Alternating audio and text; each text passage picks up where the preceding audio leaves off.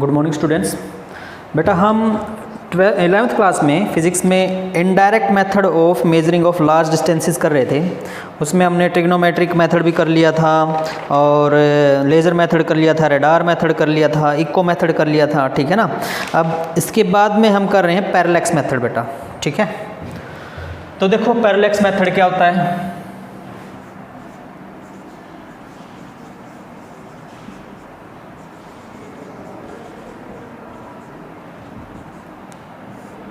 देखो पहले तो बेटा पैरेलैक्स देखो क्या होता है।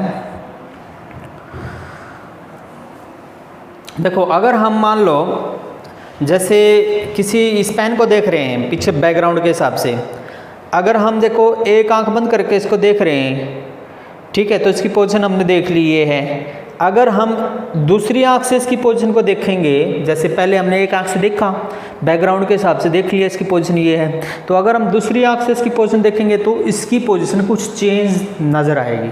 जो पहले वाली पोजीशन से जो है थोड़ा सा चेंज नज़र आएगा। इसी चीज़ को हम क्या कहते हैं, पैरेलैक्स कहते हैं, ठीक है ना। तो जो पोजीशन में चेंज आ जाता है ना, तो उसको क्या कहते हैं, पैरेलैक्स कहते हैं। जैसे पहले हम यहाँ से देख रहे हैं, ठीक है, और फिर हमने इस आंख से देखा, तो ये जो पोजीशन है, ये मार्कर का पोजीशन जो है, मार्कर की पोजीशन में क्या आ रहा है, चेंज आ रहा है, ठीक है ना। बैकग्राउंड के हिसाब से मार्कर की पोजीशन में क्या आ रहा है, चेंज आ रहा है। इसी को हम क्या कहते हैं, पैरेलैक्स कहते हैं। तो पैरेलैक्स क्या है, it is the name given to change in the position of an object with respect to the background, ठीक है ना, when the object is seen from the different positions. तो पैरेलैक्स, पहले पैरेलैक्स देखो क्या है। It is the name given to the change in position of any object with respect to its background,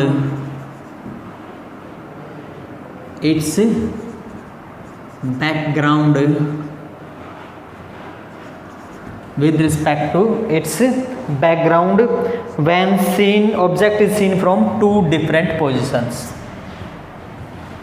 When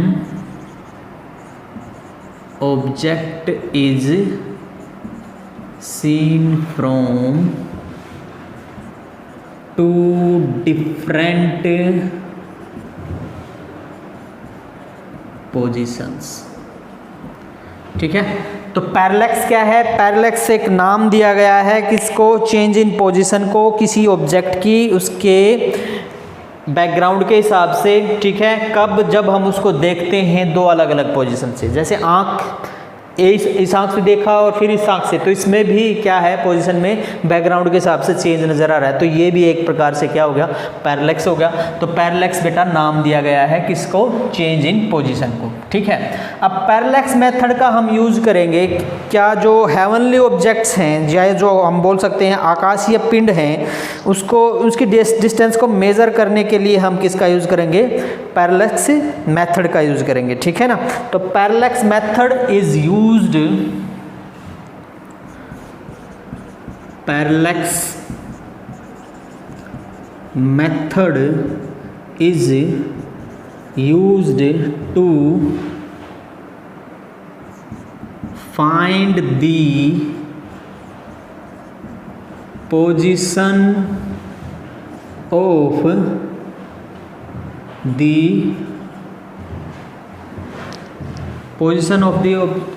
position की वजह distance लिख लो, find the distance of the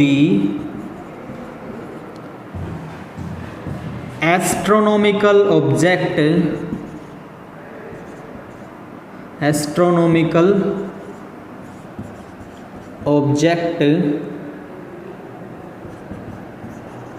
from earth, ठीक है बेटा।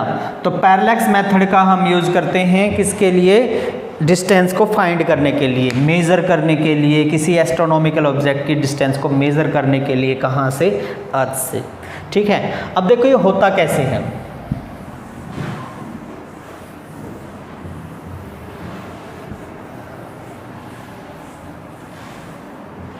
तो पैरेलैक्स मेथड में कैसे यूज करते हैं, देखो मान लो जैसे हमारी अर्थ है भाई, ठीक है, थोड़ा नीचे कर लेते हैं।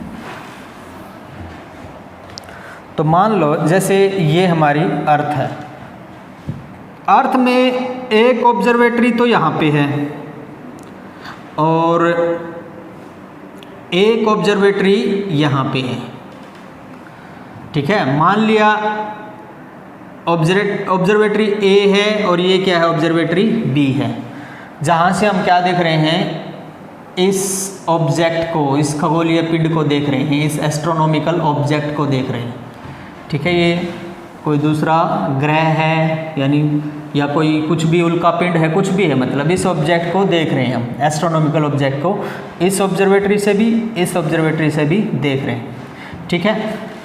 तो इस ऑब्जर्वेटरी से भी देख रहे हैं, यहाँ से इस ऑब्जर्वेटरी से इसकी डिस्टेंस मान लो क्या है, x है, ठीक है। और इस ऑब्जर्वेटरी से भी मान लो क्या है, ये x डिस्टेंस है, देख रहे हैं जो हम, और इनके बीच में एंगल कितना बन गया बेटा, थीटा एंगल बन गया, ठीक है ना। तो जो ये है इस डिस्टेंस का तो हमें पता ही है, ऑब्जर्वेटरी ए और ऑब्जर्वेटरी बी के बीच की डिस्टेंस का तो हमें पता ही है, वो मान लो कितनी है, x है बेटा, ठीक है। x तो वो ऊपर वाली मान रखी है, तो ये l मान लो, तो डिस्टेंस का हमें पता ही है l, ठीक है। तो हमें ये जो x है वो निकालनी है कि भाई इस ऑब्जर्वेटरी से ये कितनी दूरी पे है या इससे ये कितनी दूरी पे है, क्या निकालनी है, x निकालनी है, ठीक है। Let there are two observatory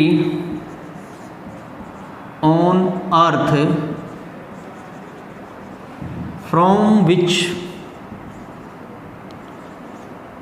we have to find the distance of the star from earth, ठीक है। Let L is the distance between the observatories। तो हमने L क्या मान ले, डिस्टेंस मान ले इन ऑब्जर्वेटरीज के बीच में, और हमें इस स्टार की डिस्टेंस निकालनी है अर्थ तक, ठीक है ना, ठीक है। Now we will use the parallax method, ठीक है। in this method we check the या observe the लिख लो, we observe the star from both the observatories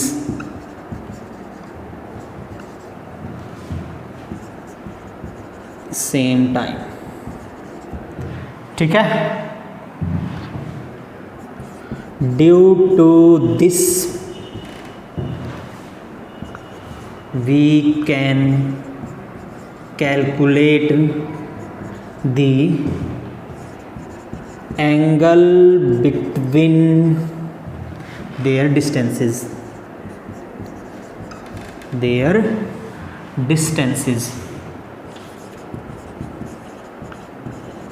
ठीक है बेटा।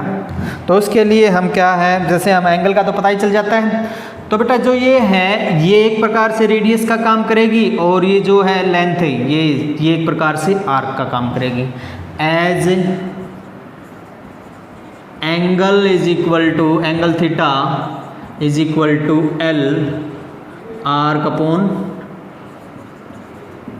रेडियस, देन हमें निकालनी क्या है, रेडियस निकालनी है ना, रेडियस इज इक्वल टू क्या हो जाएगा भाई, आर्क अपॉन एंगल। तो which implies x is equal to हमारे पास क्या हो जाएगा L बाई थीटा। तो थीटा को ऑब्जर्व कर लेंगे और ऑब्जर्वेटरी जो है इसके बीच की डिस्टेंस का हमें पता ही है और थीटा को हम ऑब्जर्व कर लेंगे तो थीटा का पता कर लेते हैं और इनका तो हमें पता ही है। पुट करने के बाद हमारे पास x की वैल्यू आ जाएगी, ठीक है ना। दोनों ऑब्जर्वेटरीज से हम स्टार को सेम टाइम पे देख रहे हैं तो देखने के बाद हमें इन दोनों के बीच का एंगल का पता चल गया। यहाँ से हम कैलकुलेट कर सकते हैं एंगल, तो एंगल का हमें पता चल गया और एंगल पता चल गया तो x की वैल्यू निकालना हमारे लिए क्या हो गया, आसान हो गया, क्योंकि L तो हमें पहले ही पता है कि भाई एक ऑब्जर्वेटरी दूसरी से कितनी दूरी पे है। तो देखने के बाद हमारे पास क्या आ जाएगी, x की वैल्यू आ जाएगी। तो इस पैरेलैक्स मेथड का हम यूज़ करेंगे किसके लिए, जो एस्ट्रोनॉमिकल ऑब्जेक्ट हैं या हेवनली ऑब्जेक्ट हैं उनकी अर्थ से डिस्टेंस को निकालने के लिए, ठीक है। चलो अब इससे रिलेटेड कुछ न्यूमेरिकल्स कर लेते हैं बेटा।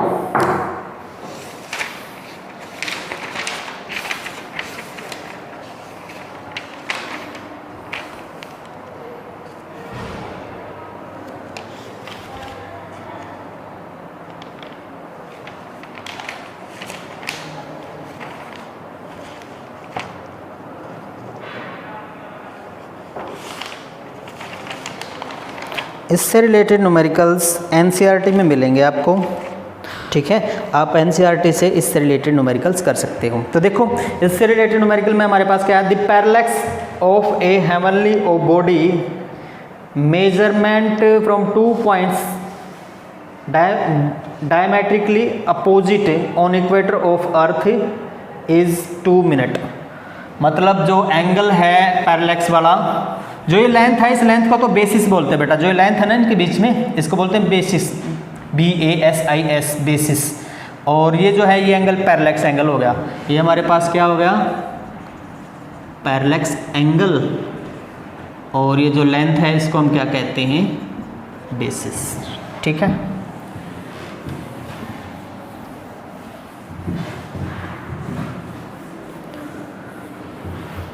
चलो देखो न्यूमेरिकल में क्या दे रखा है। न्यूमेरिकल में इसने दे रखा है कि भाई एंगल दे रखा है, ठीक है, और हमें क्या निकालनी है, डिस्टेंस निकालनी है कितनी होगी। एंगल कितना दे रखा है, 2 मिनट। पैरेलैक्स एंगल दे रखा है 2 मिनट, ठीक है ना। देखो अगर इसको बोलते हैं 2 डिग्री, इसको बोलते हैं 2 मिनट, और अगर 2 डैश लगा दिए तो इसको बोलते हैं 2 सेकेंड। ये हम कर चुके हैं ना पहले। तो एंगल इसने दे रखा है 2 मिनट बेटा। तो एंगल है हमारे पास 2 मिनट और निकालना क्या है, डिस्टेंस निकालनी है, ठीक है। और रेडियस ऑफ अर्थ का हमें पता ही है कितना है, ठीक है। तो देखो इस प्रकार से है, यहाँ पे और एक ऑब्जर्वेटरी यहाँ पे है, ठीक है। और पैरेलैक्स एंगल हमें गिवन है इस प्रकार से, ये एंगल हमें गिवन है 2 मिनट का, ठीक है। तो हमें बताना है कि भाई ये ऑब्जेक्ट कितनी डिस्टेंस पे है। तो अभी अब देखो ये रेडियस ऑफ अर्थ होगी, रेडियस ऑफ अर्थ हमारे पास कितनी है, 6400 किलोमीटर होती है बेटा, उसका हमें पता ही है। तो आर की वैल्यू कितनी गिवन है, 6400 किलोमीटर। मीटर में चेंज करेंगे तो 6400 इंटू 1000 तो कितना आ गया, 6.4 इंटू 10⁻6 हो गया है ना, ठीक है। तो इतने मीटर हमारे पास क्या आएगी, रेडियस आ गई। और थीटा की वैल्यू कितनी है, 2 मिनट गिवन है, ठीक है। तो हमें निकालना क्या है, एल की वैल्यू निकालनी है बेटा, ठीक है। तो पहले थीटा को रेडियन में कन्वर्ट करो, ठीक है। थीटा की वैल्यू जो 2 मिनट है ना, इसको हम किस में कन्वर्ट करेंगे, रेडियन में कन्वर्ट करेंगे। तो 2 मिनट को अगर हम 60 से डिवाइड कर दें तो ये डिग्री में आ जाता है, ठीक है ना। तो डिग्री में आ गया। अगर पाई रेडियन की बात करें तो कितना है, 180 डिग्री, ठीक है। तो अगर 1 रेडियन की बात करें तो कितना हो जाएगा, 180 डिवाइडेड बाई पाई, ठीक है। तो इस थीटा डिग्री का क्या हो जाएगा, मल्टीप्लाई कर देते हैं इसको थीटा से, तो हमारे पास क्या आ जाएगा, थीटा रेडियन में आ जाएगा भाई। तो हमारे पास थीटा की वैल्यू कितनी आ गई, थीटा की वैल्यू आ गई भाई 2/60 मल्टीप्लाइड बाई 180 बाई पाई। तो ये 3, तो theta is equal to 6 by pi. Pi की वैल्यू क्या होती है, 22/7, ठीक है। तो ये हमारे पास क्या आ गया, 6/22 × 7, ठीक है। तो हमारे पास थीटा की वैल्यू कितनी आ गई 42/22, मतलब ये कितना आ गया भाई 21/11 रेडियन। ये थीटा आ गया हमारे पास। थीटा को रेडियन में रखना जरूरी है। तो अब r = क्या होता है L/थीटा, ठीक है ना। तो ये r हमारे पास x है ना, जो ये r मान लो जैसे, तो r की वैल्यू निकालनी है तो r की वैल्यू क्या हो जाएगी L/थीटा। तो r = L/थीटा। L की वैल्यू क्या है, ये रही 6.4 × 10⁻⁶ मीटर। थीटा की वैल्यू क्या है, ये रही 21/11। तो यहाँ से r की वैल्यू आ जाएगी 6.4 × 10⁻⁶ × 11 / 21 मीटर आ जाएगी। इस तरह से निकाल सकते हैं, ठीक है। तो ये हमारे पास आंसर आ जाएगा, ठीक है भाई। चलो, तो ये था पैरेलैक्स मेथड से अगर हम डिस्टेंस निकालना चाहें तो किस तरह से निकाल सकते हैं। तो इसके पैरेलैक्स मेथड के साथ हमारे सारे इनडायरेक्ट मेथड कंप्लीट हो गए भाई, और कुछ इनडायरेक्ट मेथड से रिलेटेड हमने कुछ न्यूमेरिकल्स भी कर लिए। बाकी आप ट्राई करो, कुछ प्रॉब्लम हो तो आप पूछ सकते हो। फिर उसके बाद में हमने जैसे एरर वगैरह भी हमारा कंप्लीट हो गया सारा। तो इस तरह से फिजिकल वर्ल्ड हमारा क्या हो गया भाई, कंप्लीट हो गया बेटा, ठीक है। अब फिजिकल वर्ल्ड से आगे नेक्स्ट यूनिट हम शुरू करेंगे, ठीक है। तो बेटा जो फिज़िकल वर्ल्ड है वो हमारा कंप्लीट होने को है, ठीक है।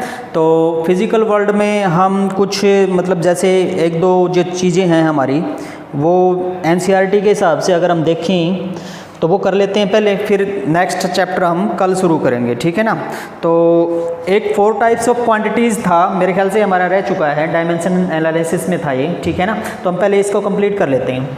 तो 4 types of quantities, 4 types of quantities on the basis of dimensional analysis, ठीक है। तो डायमेंशंस के आधार पे 4 टाइप्स की क्वांटिटीज़ कौन कौन सी हैं बेटा। तो बेटा अगर हम डायमेंशंस के आधार पे देखें तो क्वांटिटीज़ हमारी 4 टाइप की कौन कौन सी हैं। नंबर 1 डायमेंशनल कांस्टेंट, ठीक है। तो ये कौन सी क्वांटिटी होती है, These are those quantities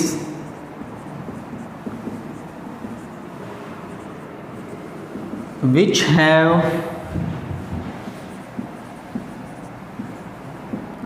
dimensions and a constant value, ठीक है बेटा। तो डायमेंशनल जो कांस्टेंट कौन से होते हैं वो क्वांटिटीज़ हैं जिनके पास डायमेंशन भी है और उनकी वैल्यू क्या है, फिक्स है, कांस्टेंट है। एग्जांपल भाई, फॉर एग्जांपल हमारे पास है जी, स्मॉल जी, इसको हम क्या कहते हैं, एक्सेलरेशन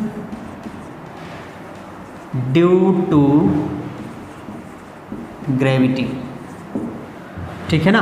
तो इसकी वैल्यू फिक्स होती है, जी की वैल्यू हम क्या लेते हैं 9.8 मीटर पर सेकंड स्क्वायर, और उसके डायमेंशंस क्या होंगे, एक्सेलेरेशन वाले, ठीक है ना। तो डायमेंशंस जी के जो हैं वो एक्सेलेरेशन वाले हैं, क्या हैं m0 l1 t-2, ठीक है। डायमेंशन भी हैं और इसकी वैल्यू भी क्या होती है, फिक्स है। तो ये क्या है, डायमेंशनल कांस्टेंट है। अब दूसरा एग्जांपल हम लेते हैं, जैसे ग्रेविटेशनल कांस्टेंट जी,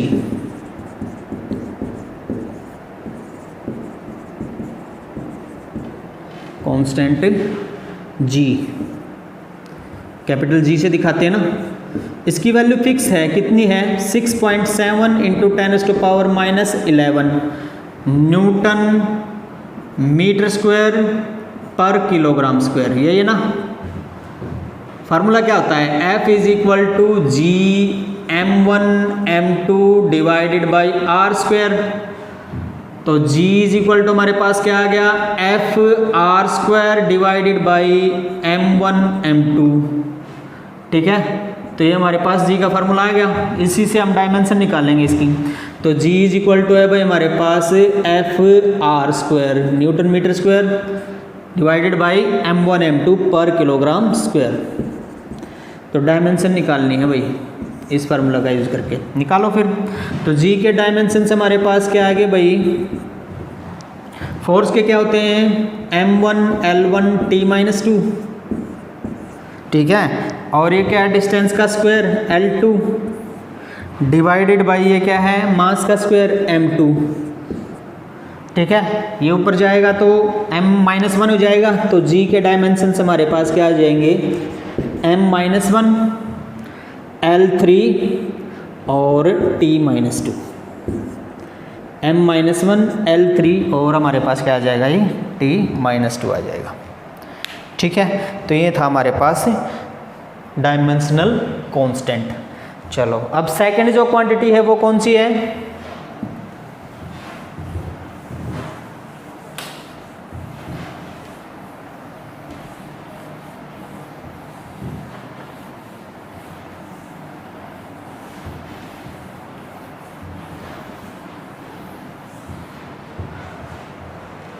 सेकंड क्वांटिटी है भाई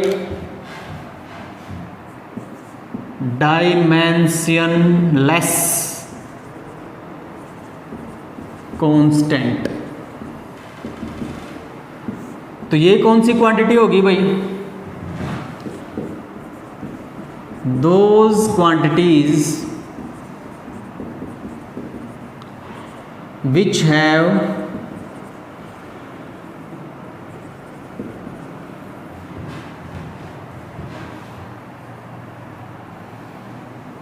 which have constant value but no dimensions। तो वो क्वांटिटीज जो कांस्टेंट वैल्यू है जिनकी लेकिन डायमेंशन से नहीं होते, कौन सी होती हैं, डायमेंशनलेस क्वांटिटीज होती हैं। For example all the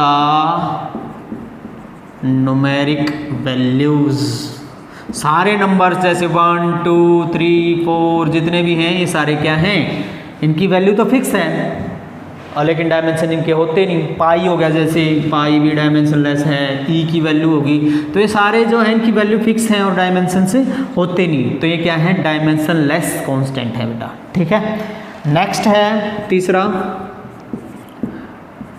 dimensional variable.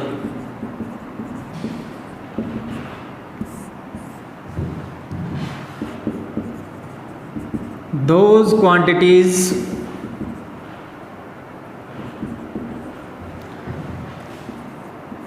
which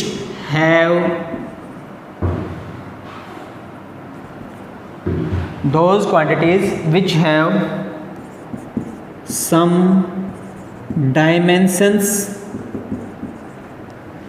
and their value is variable.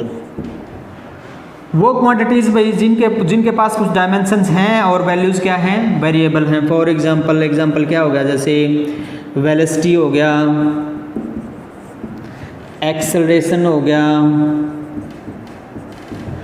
Distance हो गया, ठीक है, डिस्प्लेसमेंट हो गया।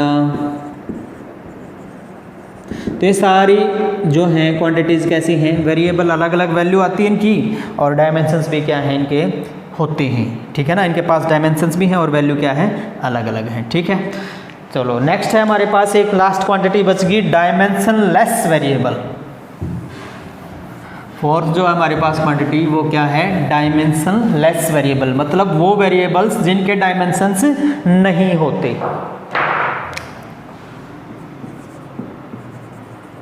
Dimensionless variable,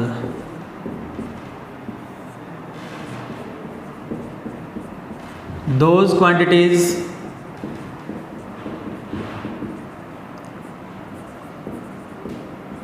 which have dimensions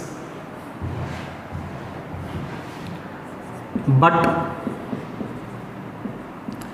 their values और मैग्नीट्यूड जो है वो फिक्स नहीं है, are not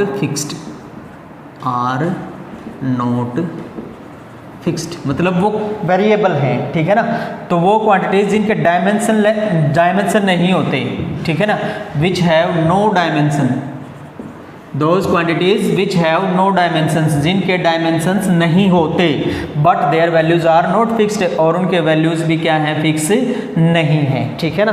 those quantities which have no dimensions and values is not fixed, ठीक है। एग्जाम्पल क्या है भाई, ऐसे क्या है एग्जाम्पल जिनकी वैल्यू फिक्स नहीं है और डायमेंशन भी नहीं है। फॉर एग्जाम्पल हमारे पास क्या है भाई, एंगल की वैल्यू फिक्स नहीं होती है, डायमेंशन भी नहीं होते। और भाई स्ट्रेन के डायमेंशन भी नहीं होते और वैल्यू फिक्स भी नहीं है। और क्या है, रिफ्रैक्टिव इंडेक्स एटसेट्रा। तो ये वो क्वांटिटीज़ हैं जिनकी वैल्यू फिक्स नहीं है और इनके डायमेंशन भी नहीं है। अब जैसे एंगल को देखो, theta is equal to L by R, dimension निकालो, तो थीटा के डायमेंशंस क्या हो जाएंगे भाई, m0 l1 t0 divided by m0 l1 t0, तो ये हमारे पास क्या आ गया, m0 l0 t0, तो डायमेंशंस क्या आ गए, 0 0 0। अब देखो स्ट्रेन को क्या है, change in length divided by original length, तो मतलब ये भी वही m0 l1 t0 divided by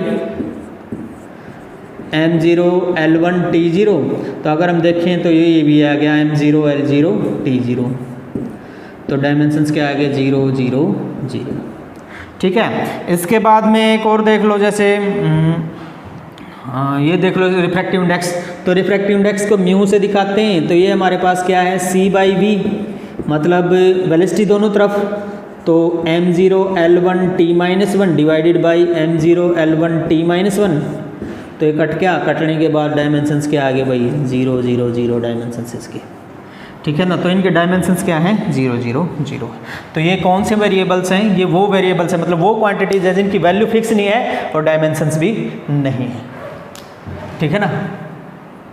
and लिख लो यहाँ पे बट की बजाय, तो those quantities which have no dimensions and their values are not fixed, तो हमारे पास क्या है, डायमेंशनलेस क्वांटिटी। तो आज के लिए इतना ही बेटा, कल फिजिकल वर्ल्ड में कुछ और देख लेते हैं, कुछ रह गया हो तो वो कंप्लीट करने के बाद इसको कल ख़त्म ही कर देते हैं, फिर हम नेक्स्ट शुरू करेंगे यूनिफॉर्म मोशन, ठीक है। तो आज के लिए इतना ही, थैंक यू वेरी मच।